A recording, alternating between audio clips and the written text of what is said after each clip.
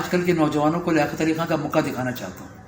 لوگ سوچتے ہوں گے آج کل کے طالب علم یا آج کل کے نوجوان کہ لیاقت علی خان کا مکہ کیوں نظر آتا ہے۔ لیاقت علی خان نے جب پاکستان بن گیا تو انڈیا کو لیاقت علی خان نے مکہ دکھایا تھا، ہم اس مکے سے کشمیر کو لیں گے، اور مکے کا مطلب یہ 5 انگلیاں 5 صوبے تھے کہ ہم 5 صوبے، یہ مت سمجھو کہ ہم 5 صوبے ہیں، بلکہ یہ 5 صوبے اگر مل جائیں تو ایک مکے کی مانند ہیں، اور یہ کشمیر کو لے لیں گے۔ اور یقیناً لیاقت علی خان نے اپنے زمانے میں آدھے کشمیر کو لے لیا تھا، اور اگر وہ باقی حیات ہوتے تو یہ باقی کشمیری پہ باقی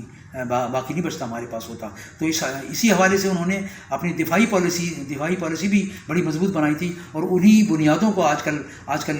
لے کر چلا جا رہا ہے، جو آج ہمارے آرم فورسز جو ہے نا مضبوط اور مستحکم ہے، اور پاکستان میں اور پوری دنیا میں پاکستان آرمی کا، پاکستان کی فوج کا ایک نام ہے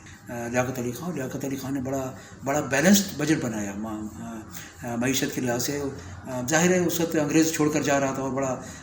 افراتفری کا عالم تھا، وہی دور تھا پاکستان بننے سے پہلے کا۔ تو اس میں نہ صرف یہ کہ مسلمانوں نے بلکہ کانگریس کے لوگوں نے بھی اس کا بڑا اپریشیٹ کیا ان کے بجٹ کو، اور وہ عام طور پر غریب آدمی کے بجٹ کے